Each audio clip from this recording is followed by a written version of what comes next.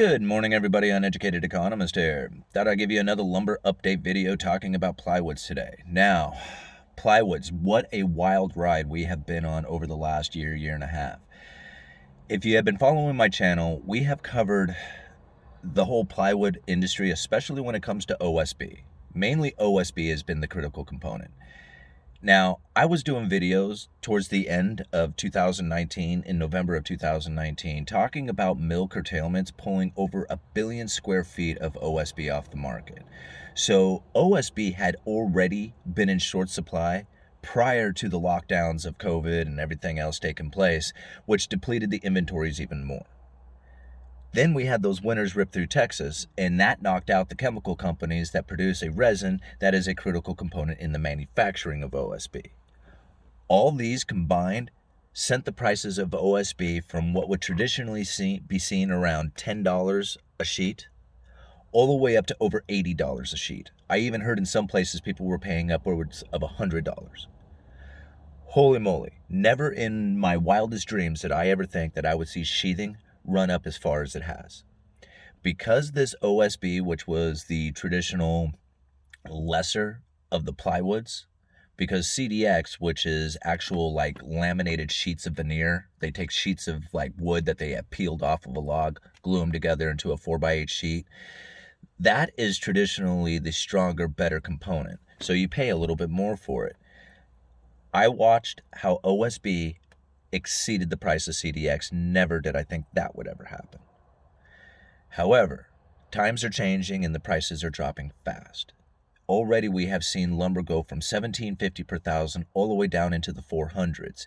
Today, before I started the video, we're at, I think, $530 or something like that, $530 per thousand, which is, in my opinion, a very realistic, normal number. A lot of people might argue with that. We can have another discussion on that one later. But $500 per thousand to me is somewhat of a normal price that we should be experiencing within the lumber industry right now. I have a feeling that we're going to dip down even farther from here, go down into the 400s. Now, crazy times are taking place within the other components of the industry, like pressure treated. We did a video just recently on that.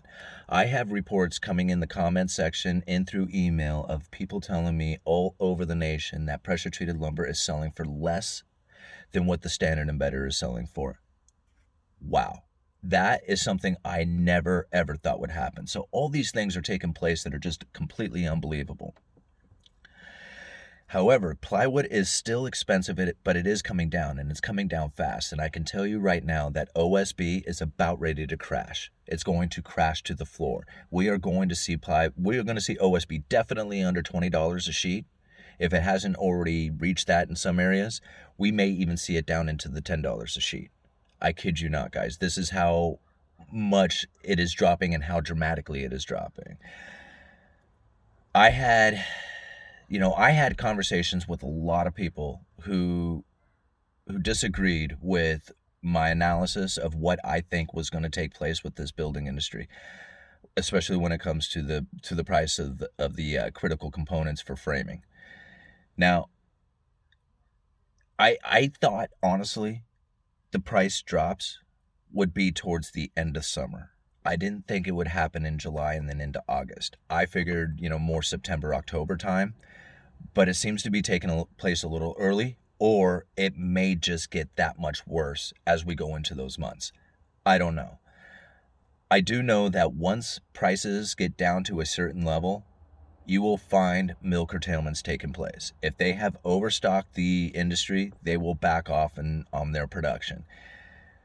There is talk of mill curtailments taking place, but that was not due, or at least they are not using the excuse at the time of pricing. They were using the excuse of wildfires, transportation issues, things like that. But they didn't say anything about pricing as far as I heard from the mill curtailments that have taken place already. There was just more of like conditions because of transportation and wildfires. Now, I know a lot of you will say, they see, things going on all over the nation that are different from what I am seeing. I am in a small area way off on the North Coast. Right? I mean, North Oregon coast. There is places that are booming and have a lot of stuff happening that is far different from what I see. However, what I see is the pulse of the industry. So I am in the middle of it. I pay attention to what the vendors are doing. I pay attention to what the loggers are doing. I'm from a logging community. There's mills that operate here, so I am involved with many aspects when it comes to the lumber industry.